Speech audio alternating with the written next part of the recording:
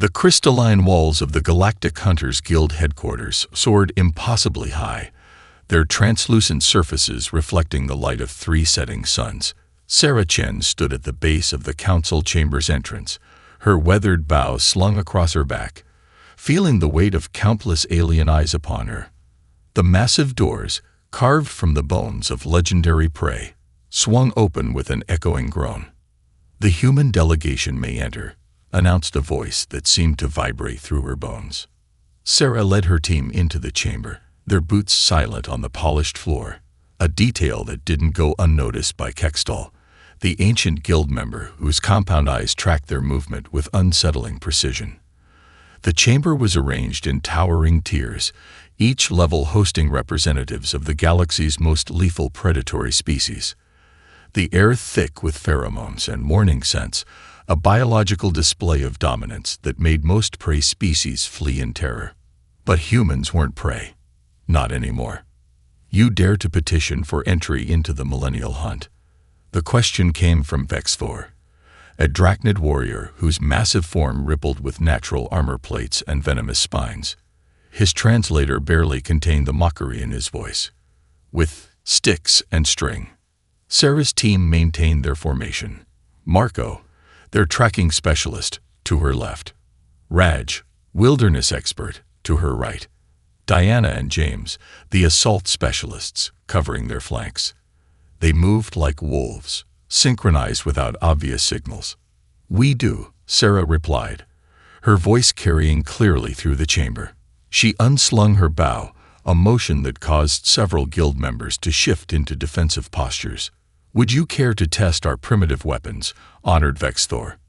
A ripple of hissing, the alien equivalent of laughter, echoed through the chamber. Vexthor rose to his full height, nearly 15 feet of evolved killing perfection.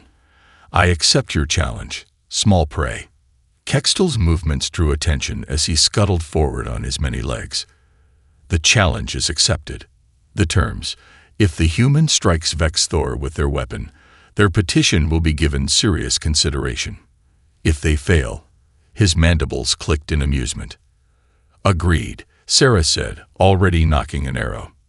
Vexthor's natural armor rippled as he dropped into a hunting crouch. "Your primitive projectile cannot penetrate my—" The arrow struck precisely where his armor plates overlapped near his central joint, embedding itself deep enough to draw fluorescent blood. The chamber fell silent. "Impossible," Vexthor rumbled, reaching for the shaft with trembling claws. "You couldn't have predicted the gap in my armor." "We didn't need to," Marco spoke up, his voice calm. "We've been studying your movements since we entered. Your armor shifts in a pattern when you prepare to strike." Sarah timed her shot to match your attack posture. Diana stepped forward, her skirt hands relaxed at her sides. "Humans don't have natural armor or venom. We became apex predators by studying our prey, learning their patterns, and exploiting their weaknesses. It's not about being the strongest or fastest, it's about being the smartest hunter." The chamber erupted in overlapping conversations, some outrage, others intrigued. Kextol raised several limbs for silence, his compound eyes reflecting the chamber's light in prismatic patterns. "The humans have proved their right to petition," he announced. "But the Millennial Hunt is no simple challenge. You will face the deadliest prey from 1,000 worlds. Most participants don't survive the preliminary trials. What makes you think your species is ready?" Sarah looked up at the tiers of predatory species, each evolved over millions of years to be perfect killing machines. She smiled, and there was something in that smile that made even the most fearsome hunters shift uncomfortably. "Because while you all evolved to be perfect predators," she said, "we evolved to become whatever we needed to be. We've studied every hunting technique on Earth, from wolves to eagles, from spiders to whales. We've learned from every predator that came before us, and we've improved upon their methods. We don't just adapt to our prey, we adapt to the very concept of hunting itself." James stepped forward, his cybernetic eye scanning the chamber. "Your species hunt by instinct, by genetic memory. We hunt by choice, by learning, by endless innovation. That's what makes us dangerous." The chamber fell silent again, but this time it was a silence heavy with consideration rather than mockery. Kextal's mandibles clicked rapidly, a sign of deep thought among his species. "Very well," he finally announced. "The human petition is accepted. You will join the millennial hunt. But remember, young ones, pride goes before the fall, and the galaxy's graveyards are filled with species who thought they could change the natural order." Sarah's team turned to leave, their formation as perfect as when they entered. At the doorway, she paused and looked back over her shoulder. "With all due respect, honored Kextal," she said, "changing the natural order is precisely what humans do best." As the massive doors closed behind them, Kextal activated his private communication channel to his broker. "Place a significant wager on the human team's success," he whispered. "I suspect the next phase of galactic evolution is about to begin." In the corridor outside, Sarah's team shared knowing looks. Phase 1 was complete. They had their foot in the door. Now came the real challenge, proving that humanity deserved its place among the stars not through force or fear, but through the oldest and noblest of arts, the hunt. The crimson skies of Nexus VII cast an eerie glow over the preliminary hunting grounds. Sarah crouched at the edge of a cliff, her team spread out in a practiced formation behind her. Below, the twisted landscape of the death world stretched out like an open wound, a maze of razor-sharp rock formations and toxic vegetation. "Movement," Marco whispered, his eyes fixed on a disturbed patch of crystalline grass 300 meters below. "The behemoth passed through here no more than 20 minutes ago." Around them, other hunting teams were already charging into the valley. The Vexthor's pack crashed through the terrain with brute force, while the crystalline Scythe floated on gravitational fields, their natural weapons humming with deadly energy. Each species employed their evolutionary advantages without subtlety or strategy. "They're going to spook it," Diana muttered, checking her bow's tensioning system. "All that noise." Sarah nodded, a slight smile playing at her lips. "Let them." "Marco, where's it heading?" Marco's fingers traced patterns in the air, reconstructing the behemoth's path from broken vegetation and displaced soil. "There's a geological formation 2 clicks east. Looks like a natural funnel. Given the wind direction and its feeding patterns, it'll hole up there." Raj finished, already pulling specialized climbing gear from his pack. "The other teams are driving it straight to the best defensive position in the region." James activated his cybernetic eyes thermal mapping. Multiple heat signatures converging on the target. They're going to trigger its defense mechanisms. As if on cue, a roar shook the valley. The sound was followed by screams, both of rage and pain, as the first teams encountered the behemoth. The massive creature, a perfect hybrid of tank and predator, emerged from the rock formations.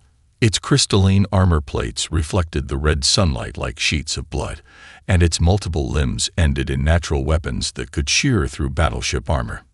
"Time to show them how Earth's apex predators work," Sarah said, signaling her team into action.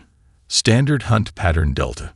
They moved like water down the cliff face, using minimal gear and maximum skill. Where other teams announced their presence with battle cries and energy weapons, the humans flowed through the shadows. Years of hunting Earth's most dangerous game had taught them the value of silence. The behemoth had already disabled 3 alien hunting teams when Sarah's group reached their initial position. The creature's natural armor had proved impervious to energy weapons and chemical attacks, leaving the other hunters frustrated and increasingly desperate. "Look at its plates," Raj observed through his binoculars. "The crystalline structure has a lattice pattern.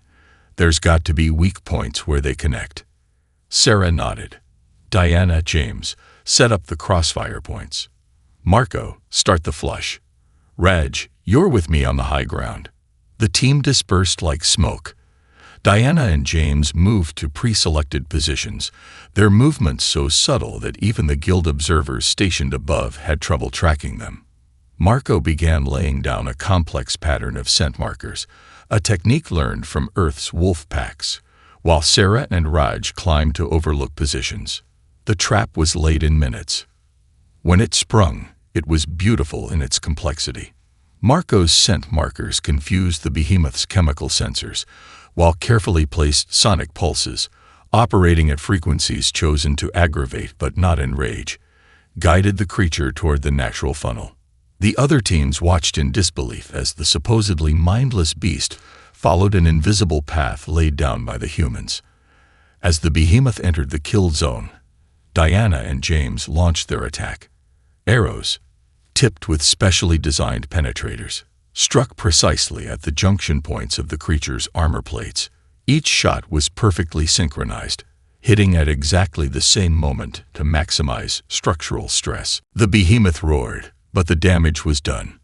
Its armor, compromised at key points, began to crack. That's when Sarah and Raj made their move. Their shots weren't aimed to kill. Instead, they targeted neural clusters that Marco had identified from the creature's movement patterns. The behemoth's legs buckled, and it crashed to the ground with earth-shaking force. Sarah's team converged on the fallen giant, moving with practiced precision.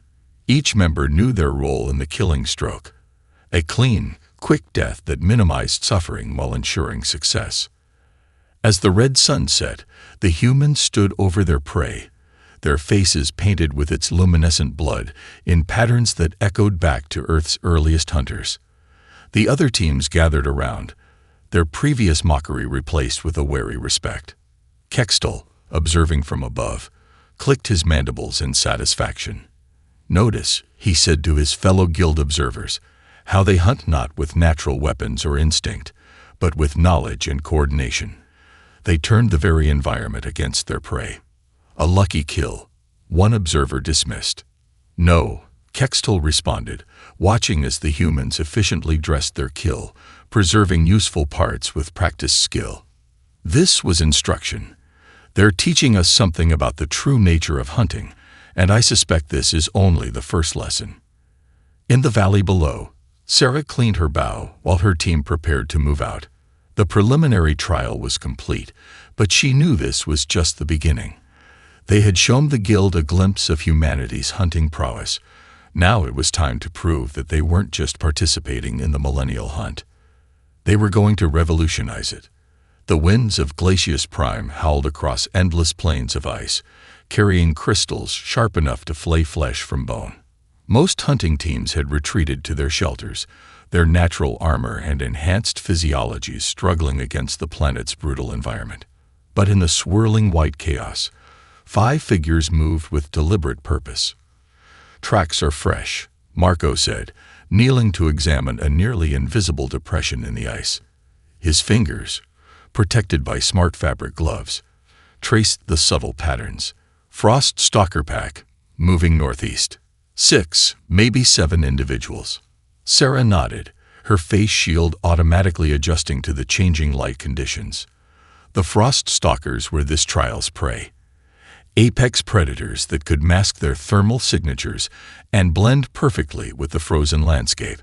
3 teams had already been forced to withdraw after failed hunting attempts, their members lucky to escape with their lives. "They're hunting us," Diana observed, her eyes scanning the seemingly empty horizon. "Look at the pattern. They're herding us toward that ice ridge." James activated his cybernetic eyes' enhanced spectrum mode. No heat signatures, no electromagnetic disturbance. "These things are good." "Better than good," Raj added, checking his climbing gear. "They've adapted to counter every modern hunting technique." But a smile crossed his face. "They've never encountered methods from old Earth." Sarah understood immediately. "The persistence hunt. Marco, can you track them without tech?" "Already am," he replied, pointing to subtle signs in the landscape. Displaced snow, altered wind patterns, microscopic scratches on ice crystals. They're relying on their adaptations to modern hunting methods, but they're still leaving signs that any human tracker would recognize. "Like our ancestors on the African savanna," Sarah mused, remembering the lessons passed down through generations of hunters. "We didn't need to be faster than our prey. We just needed to be more persistent." The team shifted formation, moving into a pattern that would have been familiar to human hunters thousands of years ago. They began to track the frost stalkers, not with technology, but with the accumulated knowledge of countless generations of Earth's hunters. Hours passed. The temperature dropped further, and the wind grew more violent. But the humans pressed on, following signs that grew increasingly clear to their trained eyes. The frost stalkers were beginning to make mistakes. Their perfect camouflage patterns showed tiny flaws. Their tracks became more apparent as fatigue set in. "They don't understand," Raj said during a brief rest period, his voice filled with professional admiration. "Every other hunting team tries to overwhelm them with superior technology or natural weapons, but they've never faced an enemy that simply wouldn't stop coming." The breaking point came as the planet's brief day cycled into its long night. The frost stalkers, exhausted and confused by prey that had become predators, began to separate. Their perfect coordination faltered. That's when Sarah gave the signal. The humans attacked from multiple angles, using simple but devastating tactics. Arrows flew with prehistoric precision, finding vulnerable points that no scanner could have detected. The frost stalkers' legendary camouflage meant nothing to hunters who had learned to track by reading the wind and snow. In the end, it wasn't advanced technology or evolutionary advantages that won the day. It was the ancient art of the hunt, perfected on Earth's prehistoric plains and passed down through millennia. As the team secured their prey, a guild observer emerged from a hidden monitoring post, their environmental suit glowing faintly in the darkness. "Fascinating," the observer noted, mandibles clicking rapidly. "You tracked them without relying on thermal imaging or motion sensors." "How?" Sarah knelt beside one of the fallen frost stalkers, her hands moving with practiced efficiency as she began the ritual of preserving the kill. "Our ancestors hunted on Earth long before we had any technology. They learned to read the landscape, to understand the behavior of prey, to notice the smallest details that told a story. But surely modern methods are more efficient." "Efficiency isn't everything," Marco replied, showing the observer subtle signs in the snow that told the story of their hunt. "The old ways teach us patience, respect for our prey, and understanding of the natural world. Technology is a tool, but the heart of hunting remains unchanged since the first human picked up a spear." The observer's data crystals pulsed as they recorded every detail. "Your species continues to surprise us. You seem primitive and advanced at the same time. That's humanity's greatest strength," Sarah said, standing to face the alien. "We remember our past while embracing the future. Every human hunter carries within them the knowledge of countless generations, from the first persistence hunters on the African plains to the latest technological innovations." As if to emphasize her point, a haunting cry echoed across the frozen wasteland. The sound of James's hunting horn, a tradition older than civilization itself, announcing their successful hunt to the uncaring stars. The observer shivered, and not from the cold. "You're teaching the guild something important, aren't you? Something beyond mere hunting techniques." Sarah smiled, the expression hidden behind her face shield, but evident in her voice. "The greatest hunters don't just chase their prey. They understand it, respect it, learn from it. That's what humanity brings to the millennial hunt, not just new methods, but a new way of thinking about what it means to be a hunter." As they prepared to move out, the observer watched the humans work with quiet efficiency, their movements a perfect blend of ancient ritual and modern precision. Perhaps the alien thought, this was why the old ones had been so interested in humanity's petition. They weren't just adding another species to the hunt. They were witnessing the evolution of hunting itself. The volcanic wastelands of Pyrrhus stretched before them like a vision of hell. Rivers of molten metal cut through black glass plains, while geysers of superheated gas erupted at random intervals. The air itself was a toxic cocktail that would dissolve unprotected flesh in seconds. "Third team to withdraw this morning," James reported, his cybernetic eye tracking a retreat shuttle as it punched through the poisonous atmosphere. "Thoraxians. Their natural armor couldn't handle the acid rain. Sarah nodded, checking the seals on her environmental suit for the 100th time. The equipment had been sabotaged, subtle damage that would have gone unnoticed until it failed catastrophically in the field. Fortunately, Raj had caught it during his obsessive pre-mission checks. "Status report," she called out, watching her team work through their preparations. "Atmospheric processor at 98% efficiency," Diana reported, adjusting the filters on her mask. "Backup systems ready." "Terrain mapping complete," Marco added. "I've identified likely migration patterns for the magma worms based on thermal currents and mineral deposits." Raj was silent, focused intently on a piece of equipment spread out before him. The others gathered around as he held up what looked like primitive body armor crafted from local materials. "Volcanic glass," he explained, tapping the black surface, "layered and treated with secretions from the local extremophile bacteria. It's not pretty, but it'll resist the acid rain better than our compromised gear." Sarah ran her fingers over the improvised armor. It was ugly, primitive-looking, and exactly what they needed. "How long to outfit the whole team?" 3 hours. I've already started on the process." A distant roar echoed across the obsidian plains, followed by a geyser of lava that lit up the perpetual toxic haze. Somewhere out there, their prey waited.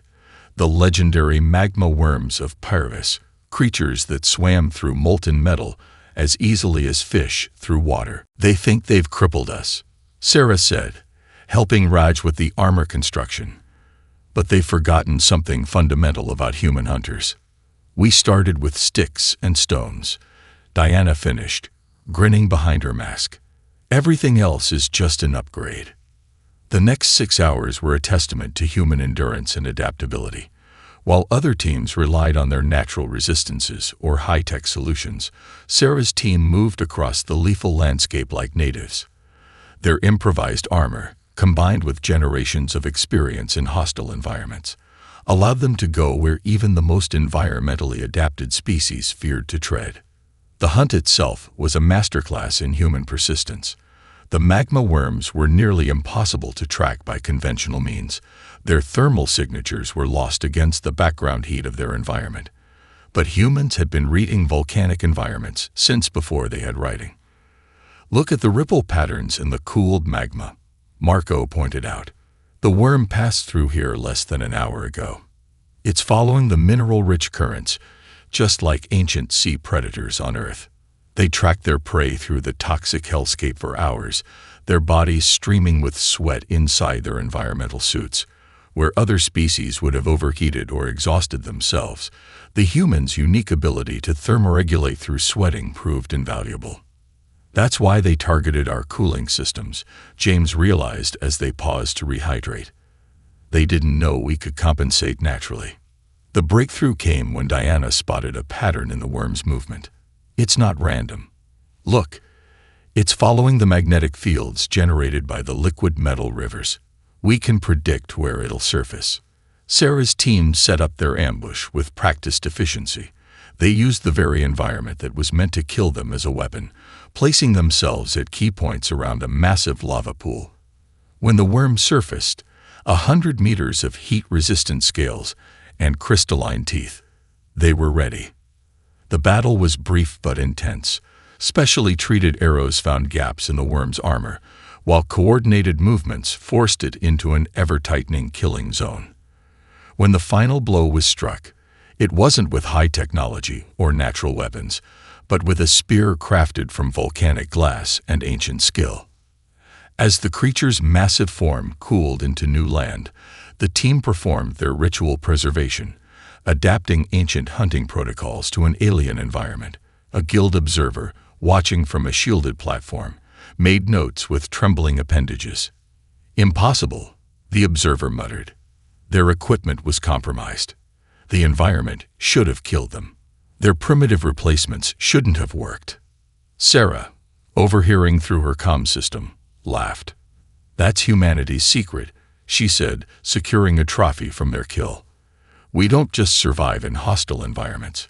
We learn to thrive in them. Every limitation becomes an opportunity, every setback a chance to innovate. She held up the volcanic glass spear, its surface reflecting the eternal fires of Paris. Our ancestors didn't have advanced technology or natural weapons.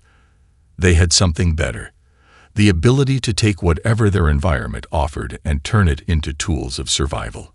The observer's sensing organs pulsed rapidly. You're not just competing in the millennial hunt, they realized.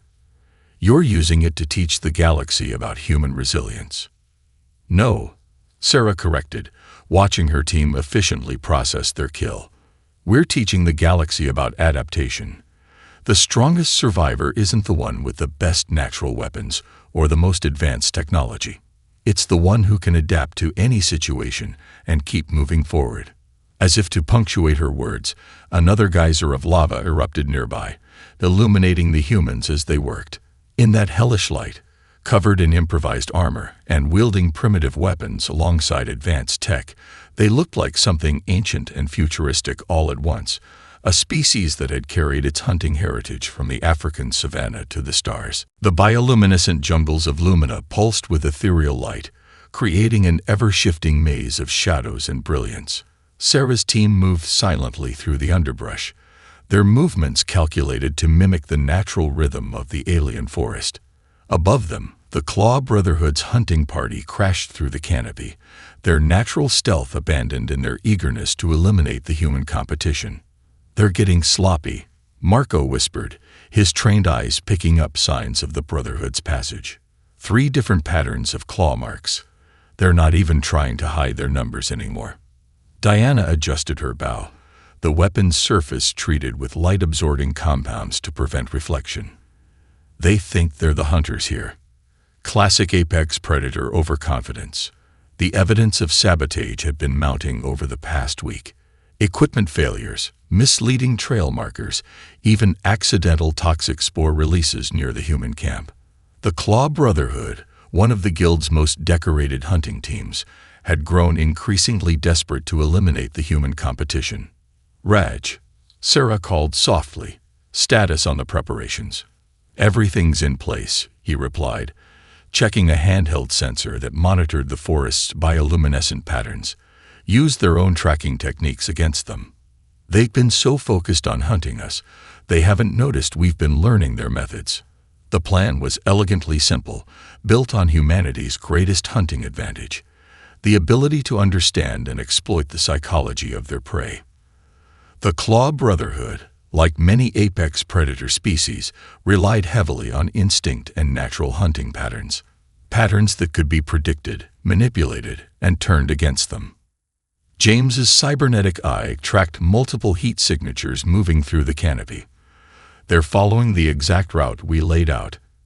Everything's going according to plan." Sarah nodded, feeling the familiar calm that came before a complex hunt. "Remember," she told her team, "we're not just setting a trap. We're teaching a lesson about the true nature of hunting." The trap was sprung in stages, each phase designed to exploit a different aspect of the Brotherhood's hunting psychology. First came the false trails, subtle signs that would trigger their predatory instincts, leading them deeper into a prepared killing ground. Then the environmental manipulation, careful adjustments to the bioluminescent patterns that would confuse their highly evolved sensory organs. The Brotherhood, confident in their superior natural abilities, never noticed how each step they took was predetermined, each reaction calculated. They were some of the galaxy's greatest hunters, but they had forgotten the most important rule of hunting. Sometimes the prey is hunting you. The breaking point came at the heart of the jungle, where the bioluminescence was brightest. The Brotherhood, following what they thought was a panicked human retreat, found themselves in a clearing surrounded by mirrors crafted from local crystal. The reflected light created a disorienting cascade of patterns, overwhelming their sensitive optical organs. "Now," Sarah commanded, and her team struck from multiple angles. The fight was brief but spectacular. The Brotherhood's natural weapons, deadly claws, venomous spines, and armored hides, proved useless against humans who had studied their every weakness. Each shot found a vulnerable point, each movement countered a natural attack pattern. When it was over, the Brotherhood lay immobilized but unharmed, their pride suffering far more damage than their bodies. "Impossible," their leader hissed, compound eyes struggling to focus. "How did mere humans defeat us?" Sarah approached, her bow relaxed but ready. "Because you hunt by instinct," she explained, "while we hunt by understanding. You saw us as prey to be eliminated, so you never considered that we might be studying you, learning your patterns, preparing to turn your own hunting style against you." Marco stepped forward, pointing out the signs they had left. Signs that would have been obvious to any hunter who wasn't blinded by overconfidence. Every mark you followed, every trail you tracked, was placed there deliberately. "We used your own predatory instincts to guide you exactly where we wanted you." "But your species has no natural weapons," another Brotherhood member protested. "No evolutionary advantages." "That's where you're wrong," Diana countered, securing their weapons. "Our advantage is our ability to understand our prey, or our hunters, completely. We don't just track physical signs. We study behavior, psychology, patterns. We learn to think like our quarry." Raj added, "Your natural weapons made you strong, but they also made you predictable. You rely on what evolution gave you, while we've learned to use everything around us as a tool." A slow clicking sound drew everyone's attention. Kextal emerged from the shadows, his ancient eyes gleaming with satisfaction. "And that," he announced to the assembled guild observers who appeared behind him, "is perhaps the greatest hunting lesson of all. The most dangerous predator is not the one with the sharpest claws or the deadliest venom, but the one who can understand and adapt to any situation." Sarah faced the guild council member, understanding dawning. "You knew about the Brotherhood's plans all along. This was a test." "Indeed," Kextal confirmed, "and you have demonstrated something remarkable, not just skill in hunting, but the ability to turn a hunt into a lesson. The Brotherhood will recover, but they will never hunt the same way again. You have taught them, and us, that true hunting prowess lies not in natural weapons, but in understanding." As they left the clearing, leaving the Brotherhood to be tended by guild medical staff, Sarah's team moved with the quiet confidence of predators who had proven their worth not through force, but through intelligence and adaptation. The jungle's bioluminescence seemed to pulse in rhythm with their steps, as if acknowledging that a new kind of hunter had emerged, one that combined the wisdom of ancient Earth with the infinite possibilities of the stars. The quantum forests of Enkeri shimmered with probability waves, trees existing in multiple states simultaneously until observed. Through this reality-bending landscape, Sarah's team tracked their most challenging prey yet, the Enkeri swarm, a hive-mind hunting species renowned for their perfect coordination. "Movement at quantum coordinates Alpha 7, James reported, his cybernetic eye struggling to lock onto creatures that existed in multiple states at once. "No, wait, they're everywhere and nowhere." Sarah watched as the swarm manifested briefly, iridescent insectoid forms moving with impossible synchronization, each member connected to the others through quantum entanglement. Their hunting style was legendary, perfect coordination across multiple probability states, attacking from every possible angle simultaneously. "Remember Earth's wolf packs," Sarah said, her voice steady despite the disorienting environment. "The swarm may have perfect coordination, but they've never faced human pack tactics."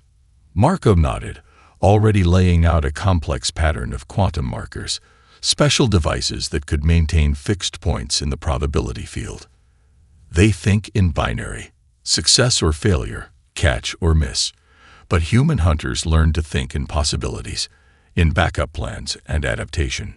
The teams spread out in their own formation, one perfected through countless hunts across Earth and the stars. Each member knew their role, could anticipate their teammates' moves without communication. It wasn't the rigid perfection of the swarm's hive mind, but something more fluid, more adaptable. "They're coming," Diana warned, her bow at ready. The quantum forest rippled as the swarm began their attack, manifesting from multiple probability streams simultaneously. The battle that followed was like nothing the Guild observers had ever witnessed. The swarm attacked with their trademark perfection, each member moving in perfect synchronization across quantum states.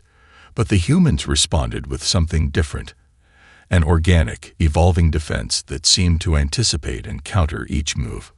Now, Sarah called, and her team executed a maneuver that would have made ancient wolf packs proud. Diana and James created a distraction, their arrows flying through multiple probability states, forcing the swarm to manifest in predictable patterns.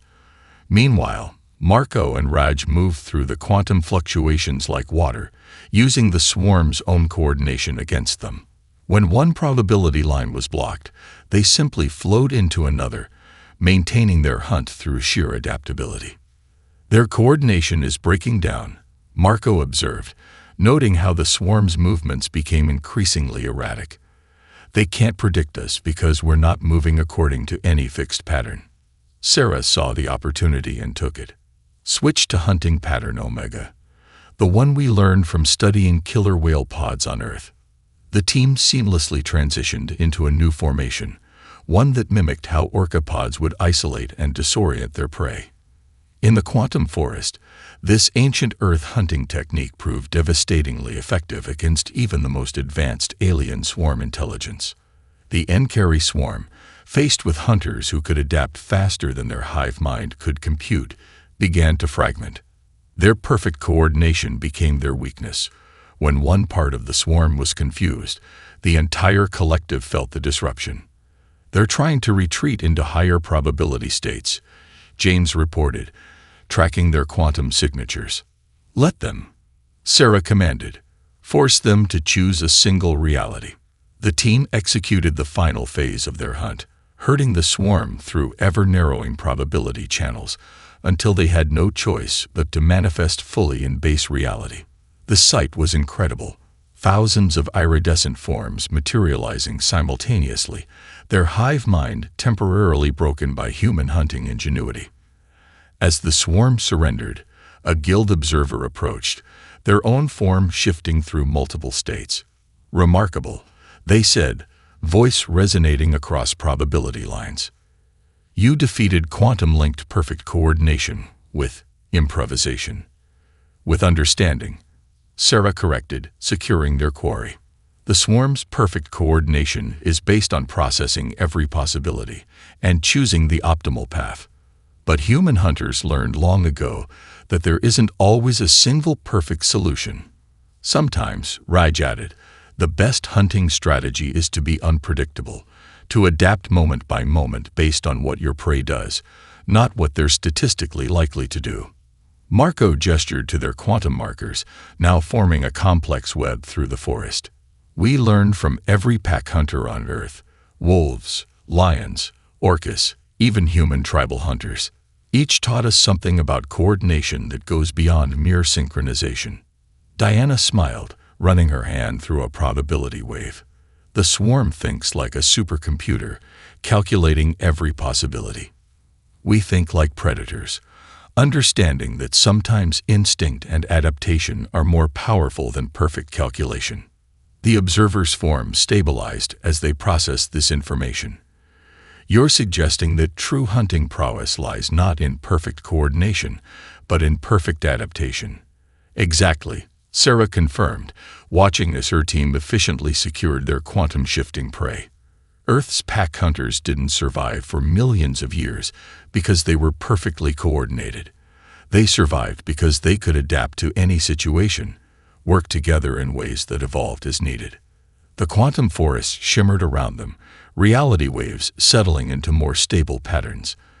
In the clearing light, the human team's victory took on new significance.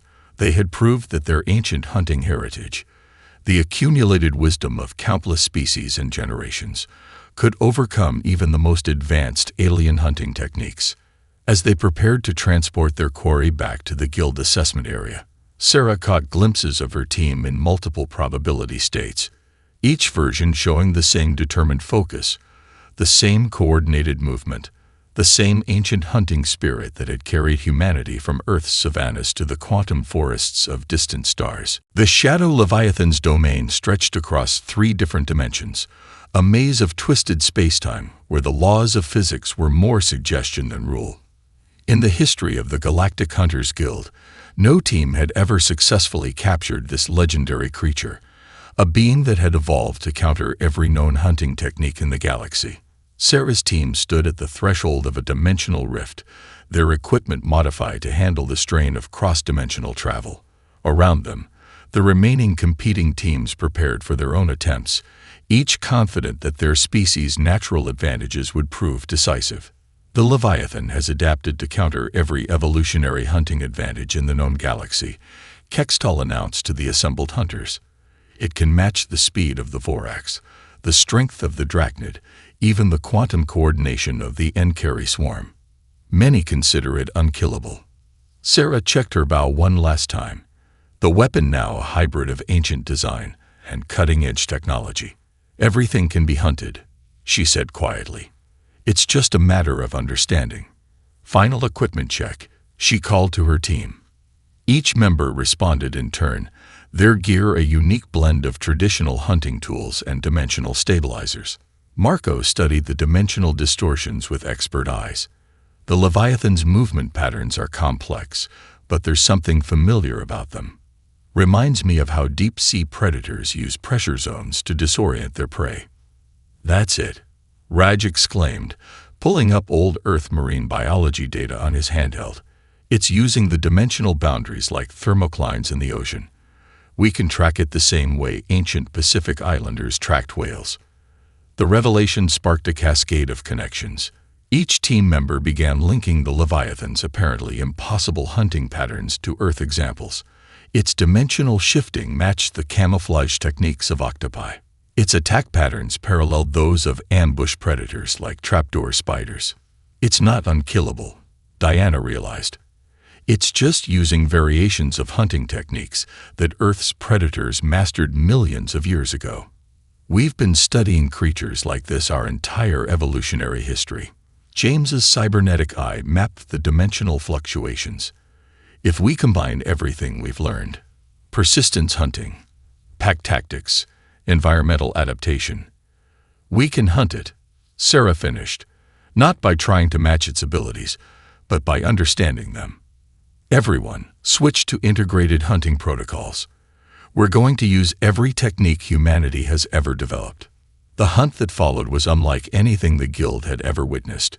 While other teams attempted to match the Leviathan's dimensional manipulation directly, the humans employed a strategy that spanned millions of years of evolutionary knowledge. They used persistence hunting techniques to track it across dimensional boundaries, wearing down its ability to shift between realities. Pack tactics learned from molds helped them herd it away from dimensional weak points. Understanding of deep-sea predator behavior let them predict its movements between space-time folds. It's adapting to our strategies, Marco called out as the Leviathan shifted through another dimensional barrier, its massive form rippling with otherworldly energy. That's what we wanted, Sarah responded, signaling her team to shift formation. Every time it adapts, it becomes more predictable. Just like Earth's predators, the more specialized they become, the more vulnerable they are to changing circumstances. The breakthrough came when they drove the Leviathan into a dimensional pocket that resembled the pressure zones of Earth's deep oceans. Here, the creature's adaptive abilities worked against it, its own mass making it impossible to shift quickly between dimensions. Now, Sarah commanded, and her team struck from multiple angles, across multiple dimensions, their attacks coordinated with precision born of ancient hunting wisdom and modern technology. The Leviathan fought back with impossible power, bending reality itself in its struggle to escape. But the humans had anticipated this, had planned for it. Each counterattack was met with a technique drawn from Earth's vast library of predator-prey relationships. When the creature finally yielded, it wasn't to superior strength or advanced technology, but to the accumulated hunting wisdom of an entire planet. The humans had proved that understanding and adaptation were more powerful than any natural weapon or evolutionary advantage. Kextel approached as they secured their prize, his ancient eyes reflecting dimensional light. "In all my cycles, I have never seen such a hunt. You didn't just capture the Leviathan. You understood it, predicted it, respected it even as you pursued it." Sarah nodded, watching her team work with practiced efficiency. "That's the secret humanity brings to the galaxy. We don't just hunt with our bodies or our technology. We hunt with the accumulated knowledge of every predator and prey species that ever lived on Earth. Each taught us something about the true nature of the hunt." The other teams gathered around, their previous disdain replaced with genuine curiosity. Here was something new in the galaxy. Hunters who could learn from every species, adapt to any situation, and turn even the most impossible prey into an opportunity for understanding. As they prepared to transport the Leviathan back to guild space, Sarah caught Kextel studying her team with intense interest. "You've changed things," he said finally. "After this, hunting in the galaxy will never be the same." "Good," Sarah replied, her voice carrying the weight of ancient wisdom and future promise. "Because the greatest hunters never stop learning, never stop adapting. That's the legacy humanity brings to the stars, not just the ability to hunt, but the wisdom to understand why we hunt and how to do it better." The dimensional rifts shimmered around them, reality itself seeming to acknowledge that a new chapter in the galaxy's hunting history had begun, one written not in claws and fangs, but in understanding and adaptation. The crystalline walls of the guild's council chamber held a different energy now. Where once they had reflected scorn and mockery toward the human team, they now resonated with anticipation. Sarah and her team stood before the assembled council, their recent capture of the Shadow Leviathan still sending shockwaves through the galactic hunting community. "We gather today," Kextel announced, his ancient voice carrying to every corner of the vast chamber, "to not only recognize an unprecedented achievement, but to consider a proposal that could reshape the very foundation of the Galactic Hunters Guild." The chamber was packed with representatives from every hunting species in known space. Even the Claw Brotherhood, humbled by their earlier encounter, watched with newfound respect. The Encari swarm manifested across multiple probability states, their quantum-linked consciousness focused intently on the proceedings. Sarah stepped forward, her posture relaxed but commanding. "Honored Council, fellow hunters, our success in the millennial hunt wasn't just about proving humanity's worth as hunters. It was about demonstrating a fundamental truth that Earth's history taught us. The greatest predators are not those with the deadliest weapons, but those who understand their prey, their environment, and themselves." She gestured to her team, each member standing proud. "We didn't just hunt the Shadow Leviathan. We studied it, learned from it, respected it. And that's what we propose to bring to the Guild. A new way of thinking about the hunt." Marco activated a holographic display, showing hunting techniques from Earth's history alongside their recent achievements. "Every successful hunt taught us something new. We learned stealth from the great cats, persistence from wolves, adaptation from deep-sea hunters. We propose creating a new division within the Guild, one focused on understanding and preserving hunting wisdom across species." "Preservation," a Drachnid warrior scoffed. "The Guild exists to hunt, not to study. But what is hunting without understanding?" Diana countered. "Look at what happened with the Claw Brotherhood, the Encari swarm. When we combined their techniques with Earth's hunting wisdom, we achieved something greater than either tradition alone could manage." Raj stepped forward, presenting data from their hunts.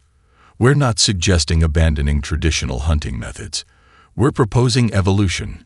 Just as Earth's predators evolved not just through stronger claws or sharper teeth, but through better hunting strategies." James activated his cybernetic eye, projecting images of their various hunts. "Every species here has something unique to teach about hunting. Imagine what we could achieve if we learned from each other, combined our knowledge, evolved our techniques together." The chamber erupted in overlapping discussions, some supportive, others skeptical. Kextol raised several limbs for silence, his compound eyes reflecting prismatic patterns of thought. "What you propose," he said slowly, "is more than a change in hunting methods. It's a fundamental shift in how we view the relationship between hunter and prey, between different hunting species, between tradition and evolution." Sarah nodded. On Earth, the most successful predators weren't just the strongest or fastest. They were the ones who could adapt, learn, and pass their knowledge to the next generation. We believe the same principle applies to the galaxy. She turned to address the entire chamber. The Guild has always celebrated the power of the hunt. We're suggesting it's time to also celebrate the wisdom of the hunt. Every species here has evolved remarkable hunting abilities. Imagine what we could achieve if we combine that knowledge, learned from each other, evolved together. A long moment of silence followed. Then, surprisingly, the leader of the Claw Brotherhood stepped forward. "Our encounter with the humans taught us something valuable," they admitted. "Pride in our natural weapons made us predictable. Perhaps there is wisdom in this proposal." The Enkari swarm shifted through probability states before settling on agreement. Their adaptation overcame our perfect coordination. We would learn from this. One by one, representatives from different species added their support. Even those who had initially scorned humanity's presence in the Guild found themselves reconsidering their positions. Kextol's mandibles clicked in what the humans had learned to recognize as satisfaction. "Then it is decided. The Guild will establish a new division, focused on the preservation and evolution of hunting wisdom across species, and who better to lead this initiative than those who have demonstrated the value of such knowledge?" Sarah looked at her team, seeing in their eyes the same mix of pride and responsibility she felt. They had come to the Guild to prove humanity's worth as hunters. Instead, they had helped forge a new understanding of what it meant to hunt. "We accept," she said, "on one condition, that this new division emphasizes not just the techniques of hunting, but the responsibility that comes with it. On Earth, the greatest hunters learn to maintain balance in their ecosystems. We believe the galaxy deserves the same respect." As the chamber filled with sounds of agreement, Sarah felt the weight of the moment. Humanity hadn't just earned its place among the galaxy's hunters, they had helped evolve the very concept of what hunting could be. The crystalline walls seemed to pulse with new energy, reflecting not just the light of 3 setting suns, but the dawn of a new era in galactic hunting. An era where wisdom and understanding would stand alongside strength and skill, where different species would learn from each other, and where the ancient lessons of Earth's predators would help shape the future of hunting among the stars. As her team gathered around her, Sarah smiled, thinking of their journey from that first challenging day to this moment of transformation. They had proved that humanity's greatest strength wasn't in their weapons or technology, but in their ability to learn, adapt, and teach others to do the same. The hunt would go on, but it would never be quite the same again. And that, perhaps, was humanity's greatest contribution to the galaxy.